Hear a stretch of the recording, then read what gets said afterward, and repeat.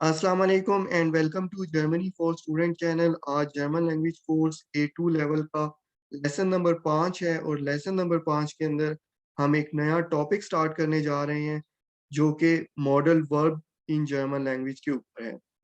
Modal verb कुनन के साथ हम आज का लेसन स्टार्ट करेंगे और इसके अंदर हम देखेंगे कि मॉडल वर्ब की क्या कॉन्जुगेशन है। इसको जब हमने सेंटेंस के अंदर यूज करना है तो सेंटेंस का स्ट्रक्चर क्या होगा, इस मॉडल वर्ब क्यूनन के क्या क्या मीनिंग्स हैं, और अगर हमने किसी क्वेश्चन के अंदर या सवालिया जुमले के अंदर इस मॉडल वर्ब क्यूनन को यूज करना है तो हम किस तरह से सेंटेंस बना सकते हैं। तो सबसे पहले स्टार्ट करते हैं इस मॉडल वर्ब क्यूनन की कॉन्जुगेशन के साथ। हमें पता है कि जितने भी जर्मन लैंग्वेज के वर्ब्स हैं वो सारे के सारे सब्जेक्ट के लिहाज से कॉन्जुगेट होते हैं। इसी तरह कुनन भी क्योंकि एक जर्मन वर्ब है, इसलिए इसको भी हमने हर सब्जेक्ट के लिहाज से कॉन्जुगेट करना है। इसकी क्या कॉन्जुगेशन होगी वो देखते हैं अभी। अगर सब्जेक्ट ऑफ सेंटेंस इश है तो कुनन जो है वो कॉन्जुगेट होके बन जाएगा खान, इश खान। अगर सब्जेक्ट दू है तो कुनन वर्ब उसके लिहाज से कॉन्जुगेट होके खांस्ट बन जाएगा। अगर हमारे पास सब्जेक्ट जी है तो कुनन कुनन ही रहेगा। एज जी एज जो कि थर्ड पर्सन सिंगुलर है, जब उनके साथ हम क्यूनन वर्ब को कॉन्जुगेट करेंगे तो वो खान बन जाएगा। वियर के लिए क्यूनन की वही कॉन्जुगेशन रहेगी, ईयर कुंट, जी क्यूनन, जी क्यूनन। अब मॉडल वर्ब की कॉन्जुगेशन में और नॉर्मल वर्ब की कॉन्जुगेशन में डिफरेंस ये है कि नॉर्मल वर्ब को जब भी हमने इश के हिसाब से कॉन्जुगेट करते हैं तो यूजुअली हम खाली एन जो लास्ट के ऊपर होता है वर्ब के उसको हटा देते हैं। जैसे कॉमन अगर एक जर्मन वर्ब है और इसको मैं अगर इश के हिसाब से कॉन्जुगेट करूं तो ये होगा इश ओमे। लेकिन जितने भी मॉडल वर्ब्स हैं जब हम उनको इश के हिसाब से कॉन्जुगेट करेंगे तो उनकी कॉन्जुगेशन इश के हिसाब से वही होगी जो थर्ड पर्सन सिंगुलर के हिसाब से होती है। जैसे एर, जी, एज की जो कॉन्जुगेशन होगी वही कॉन्जुगेशन इश के लिए भी होगी।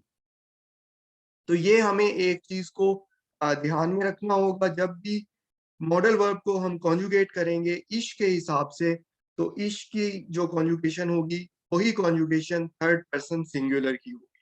उसके अलावा जी सिंगुलर फॉर्मल में इसका मतलब है आप, या जी प्लूरल फॉर्मल में जिसका मतलब है आप लोग, और जी जिसका मतलब है दे या वो लोग, और इसके अलावा वियर जिसका मतलब है हम। इन सब के लिए क्यूनन क्यूनन ही रहेगा।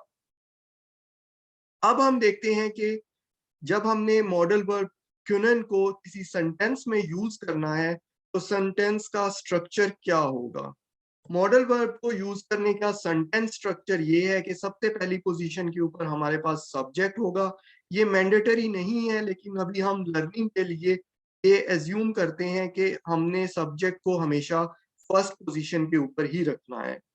दूसरी पोजीशन के ऊपर हमारे पास मॉडल वर्ब आएगा और मॉडल वर्ब को हमने कॉन्जुगेट करना है सब्जेक्ट के लिहाज से। उसके लिए हम वही कॉन्जुगेशन यूज करेंगे जो हमने पिछली स्लाइड में देखी। जो भी सब्जेक्ट होगा उसके लिहाज से हम मॉडल वर्ब को कॉन्जुगेट करेंगे। और तीसरी पोजीशन जो है वो मैंने प्लेस होल्डर ऑब्जेक्ट रखा है। यहाँ पे प्रेपोजिशन भी हो सकती है, डायरेक्ट ऑब्जेक्ट भी हो सकता है, या कोई और एडवर्ब या कोई और चीज भी आ सकती है।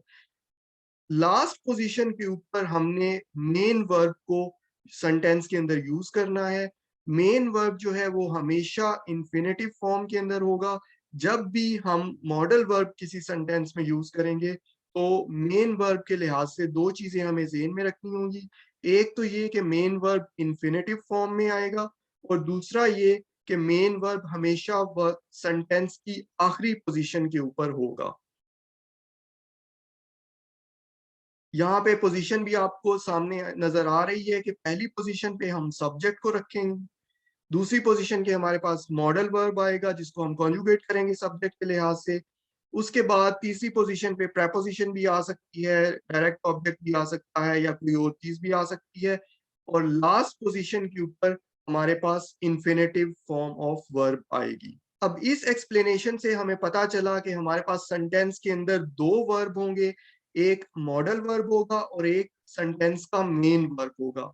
मॉडल वर्ब को हमने कॉन्जुगेट करना है सब्जेक्ट के लिहाज से, और जो मेन वर्ब ऑफ सेंटेंस होगा उसको हमने यूज करना है इन्फिनेटिव फॉर्म के अंदर। तो ये हमारे पास सेंटेंस स्ट्रक्चर, इसको हमने फॉलो करना है। अब हम देखते हैं कि हमारा आज का जो मॉडल वर्ब यूनियन है उसका क्या मतलब है और किस तरह से हम उसको सेंटेंस में यूज कर सकते हैं। क्यूनन का जो सबसे पहला मतलब है वो है कि जब भी आपने किसी चीज की एबिलिटी या इनएबिलिटी को बयान करना है, या किसी चीज की किसी सलाहियत को बयान करना है कि फला ये काम कर सकता है या मैं ये काम कर सकता हूँ, या इस चीज की ये सलाहियत है, एबिलिटी है, या इस चीज की ये सलाहियत नहीं है, तो हम उसके लिए क्यूनन वर्ब को यूज कर सकते हैं। एग्जाम्पल देखते हैं, इससे हमारे पास ये क्लियर होगा। अब जैसे मैं अगर कहूँ मैं स्विमिंग कर सकता हूँ, मैं डांस कर सकता हूँ, मैं चल सकता हूँ, तो इन सब सेंटेंसेस के लिए आप एक एबिलिटी को बयान कर रहे हैं कि मेरे अंदर स्विमिंग करने की एबिलिटी है, मेरे अंदर चलने की एबिलिटी है, मेरे अंदर डांस करने की एबिलिटी है। तो इस एबिलिटी को जब आपने बयान करना है तो हम उस केस के अंदर क्यूनन का जो मॉडल वर्ब है वो यूज करेंगे। और आप देख सकते हैं कि इस सेंटेंस के अंदर पहली पोजीशन के ऊपर सब्जेक्ट है, दूसरी पोजीशन के ऊपर मॉडल वर्ब क्यूनन को हमने सब्जेक्ट इश के हिसाब से कॉन्जुगेट किया है, और लास्ट पोजीशन के ऊपर हमने infinitive form of main verb use की है, जो श्विमन भी हो सकता है, टांसन भी हो सकता है, या लाउफन भी हो सकता है, डिपेंडिंग ऑन के हम इस एबिलिटी के बारे में बात कर रहे हैं। इश कान श्विमन, मैं स्विमिंग कर सकता हूं।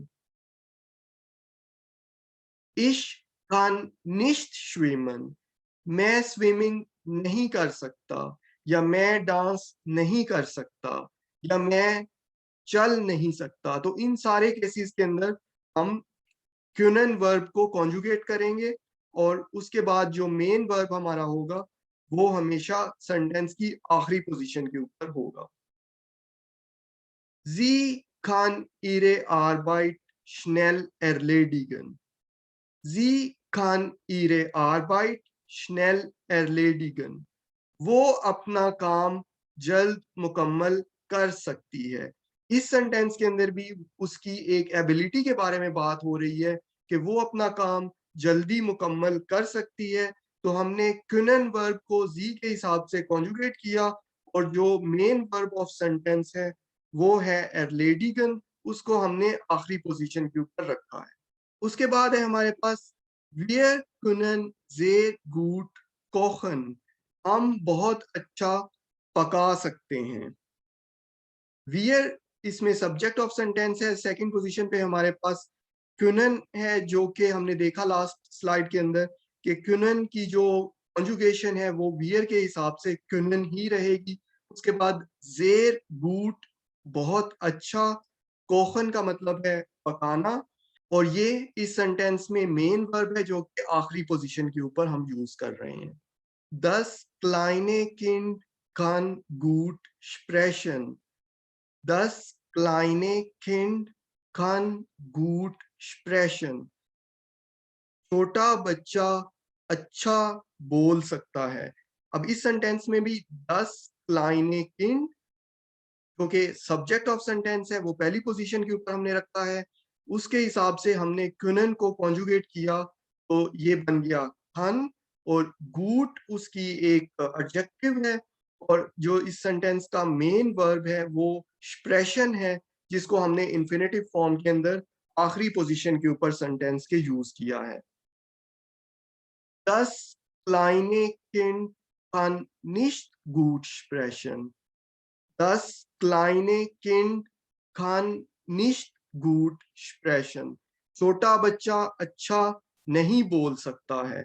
तो अब इस सेंटेंस में उसकी सलाहियत की हम नफी कर रहे हैं, लेकिन क्योंकि हम सलाहियत की ही नफी कर रहे हैं, इसलिए हम कुनन का जो मॉडल वर्ब है उसको यूज करेंगे और वही सेंटेंस स्ट्रक्चर रहेगा। कुनन को हमने 10 क्लाइने किंड के हिसाब से कॉन्जुगेट किया और इसको सेकंड पोजीशन पे यूज किया, और इसका जो मेन वर्ब है वो स्प्रेशन है, जो कि इस सेंटेंस की आखिरी पोजीशन के ऊपर यूज हुआ।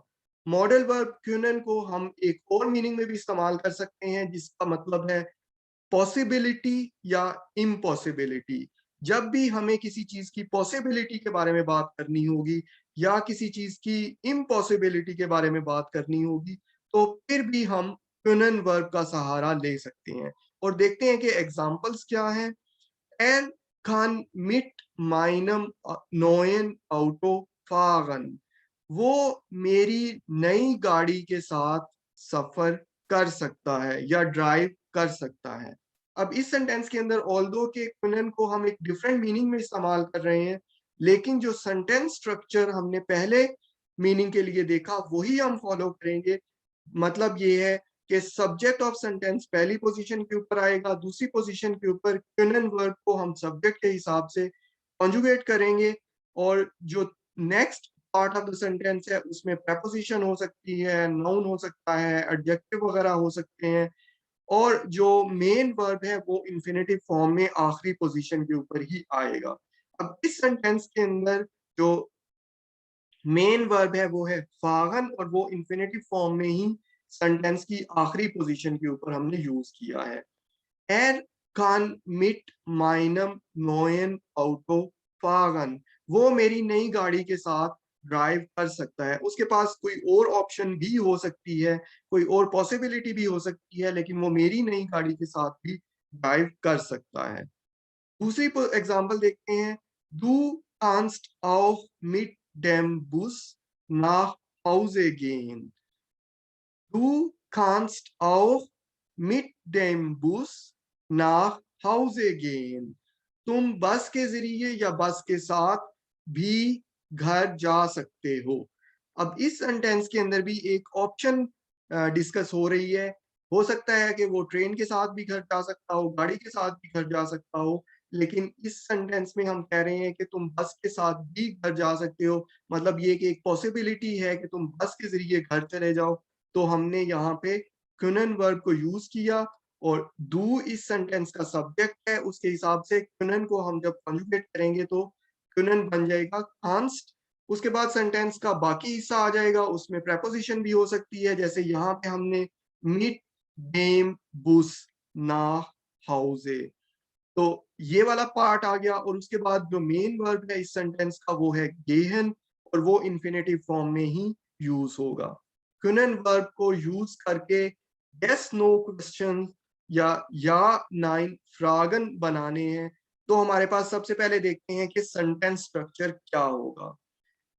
अगर हमने यस या नो टाइप ऑफ क्वेश्चंस बनाने हैं मॉडल वर्ब को यूज करते हुए, तो हमें मॉडल वर्ब को पहली पोजीशन के ऊपर रखना होगा, दूसरी पोजीशन के ऊपर हमारे पास सब्जेक्ट आएगा, तीसरी पोजीशन के ऊपर ऑब्जेक्ट। ऑब्जेक्ट अगेन इसमें प्रेपोजिशन भी हो सकती है, ऑब्जेक्ट भी हो सकता है, और जो सेंटेंस का मेन वर्ब है वो आखिरी पोजीशन के ऊपर ही होगा, और वो हमेशा इंफिनिटिव फॉर्म के अंदर ही होगा।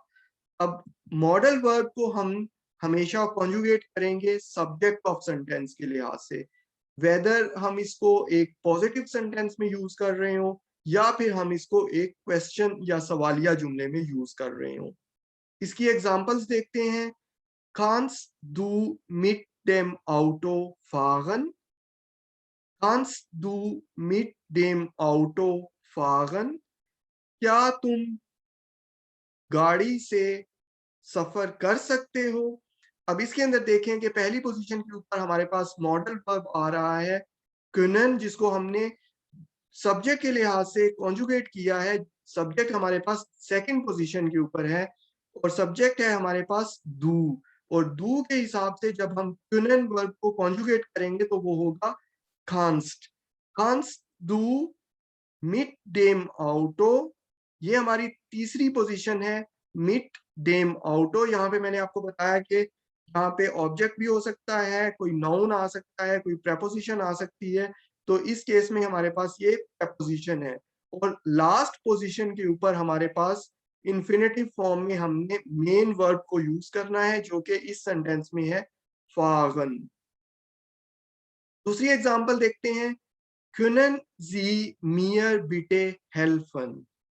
Können Sie mir bitte helfen? क्या आप मेरी मदद कर सकते हैं?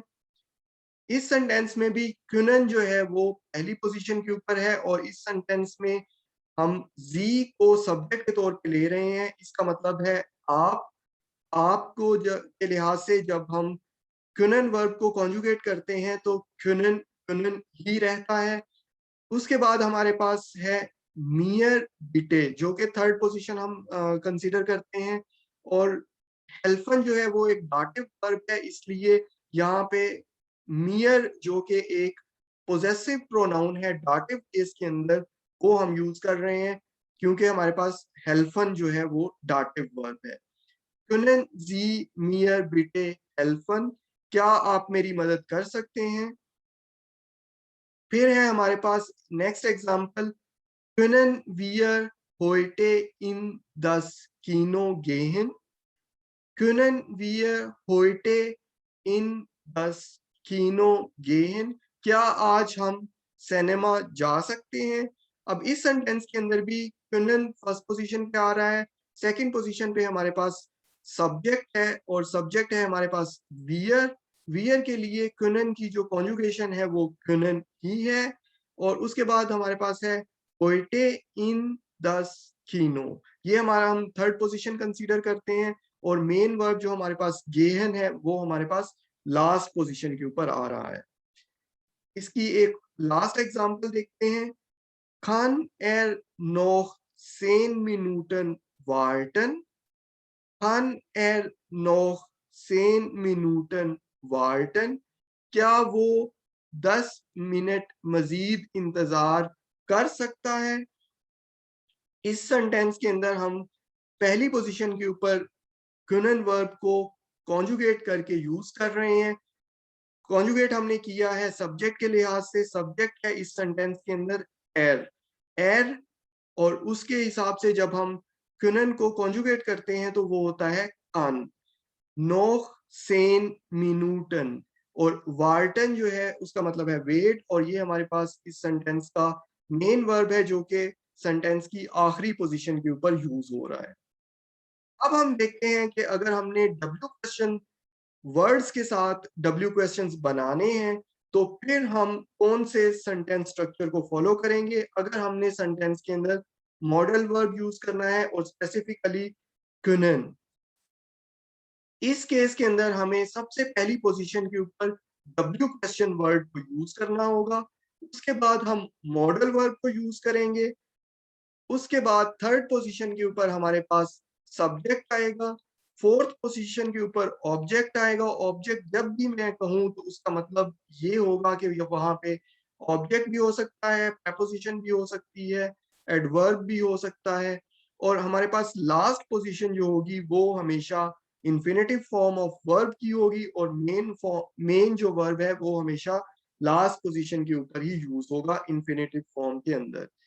अब इसकी हम एग्जांपल्स देखते हैं। वी लांगे खांस दू नोख वार्टन। वी लांगे खांस दू नोख वार्टन, तुम और कितनी देर इंतजार कर सकते हो। अब इस सेंटेंस के अंदर अगर आप देखें तो डब्ल्यू क्वेश्चन वर्ड वी लांगे जो है वो पहली पोजीशन के ऊपर आया है। सेकंड पोजीशन पे हमारे पास मॉडल वर्ब kunnen को हमने थर्ड पोजीशन पे जो सब्जेक्ट है उसके लिहाज से कॉन्जुगेट किया है और उसको सेकंड पोजीशन पे रखा है। डू हमारे पास सब्जेक्ट है, उसके लिहाज से जब हम kunnen को कॉन्जुगेट करेंगे तो वो होगा कांस्ट। उसके बाद फोर्थ पोजीशन पे हमारे पास नोख, जिसका मतलब है और कितना, या स्टिल इंग्लिश के अंदर जो हम यूज करते हैं। और जो मेन वर्ब है वो है वार्टन, और वो हमारे पास आखिरी पोजीशन पे इंफिनिटिव फॉर्म में यूज हुआ है। नेक्स्ट एग्जांपल है was kann ich für Sie tun? Was kann ich für Sie tun? मैं आपके लिए क्या कर सकता हूँ? इस सेंटेंस के अंदर भी डब्ल्यू क्वेश्चन वर्ड was जो है वो सबसे पहली पोजीशन पे है। सेकंड पोजीशन पे हमारे पास मॉडल वर्ब है जिसको हमने थर्ड पोजीशन पे सब्जेक्ट के हिसाब से कॉन्जुगेट किया है। तो इश के हिसाब से हम जब können को कॉन्जुगेट करेंगे तो वो होगा खान। प्योर जी हमारे पास ऑब्जेक्ट के तौर पे हम इसको लेते हैं फोर्थ पोजीशन पे। और टून जो है वो एक जर्मन वर्ब है जिसका मतलब है टू डू या करना। तो वो हमारे पास इंफिनिटिव फॉर्म में आखिरी पोजीशन के ऊपर यूज होगा। अब एक और एग्जांपल देखते हैं। वी खान इश ihnen weiterhelfen? Wie kann ich Ihnen weiterhelfen? मैं आपकी किस तरह से मजीद मदद कर सकता हूँ? अब इस सेंटेंस में हमने डब्ल्यू क्वेश्चन वर्ड यूज किया है बी, जिसका मतलब है कैसे। और सेकंड पोजीशन पे हमारे पास मॉडल वर्ब कुंदन आएगा जिसको हम सब्जेक्ट के लिहाज से कॉन्जुगेट करेंगे। तो इश के हिसाब से हम अगर कुनन को कॉन्जुगेट करें तो वो होगा खन। और उसके बाद हमारे पास है ईनन जिसका मतलब है आपकी या आपका। और वाइटर फर्दर या मजीद। हेल्फन इस सेंटेंस के अंदर मेन वर्ब है जो कि इंफिनिटिव फॉर्म के अंदर यूज हुआ है। और हेल्फन एक डाटिव वर्ब है इसलिए हमने यहाँ पे जो ईनन वर्ड यूज किया है या पर्सनल प्रोनाउन ईनन यूज किया है वो हम डाटिव से लेंगे क्योंकि हमारे पास हेल्फन जो कि मेन वर्ब है वो डाटिव वर्ब है। तो ये थी हमारे पास एग्जांपल्स डब्ल्यू क्वेश्चन वर्ड्स के साथ।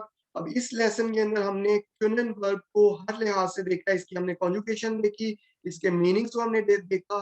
हमने देखा कि सेंटेंस स्ट्रक्चर अगर हमने पॉजिटिव सेंटेंस बनाना है तो क्या होगा, अगर हमने यस नो क्वेश्चंस बनाने हैं तो किस तरह से बनाने हैं, और अगर हमने डब्ल्यू क्वेश्चन वर्ड के साथ क्वेश्चन बनाना है तो हम सेंटेंस को किस तरह से बनाएंगे।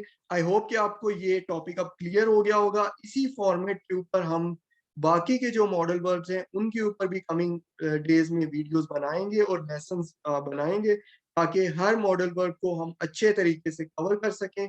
अगर फिर भी आपको कोई क्वेश्चन है या कोई क्वेरी है तो आप उसको कमेंट में पुट कर सकते हैं। फिर मिलेंगे हम इंशाल्लाह नेक्स्ट वीडियो में। अल्लाह हाफ़िज़।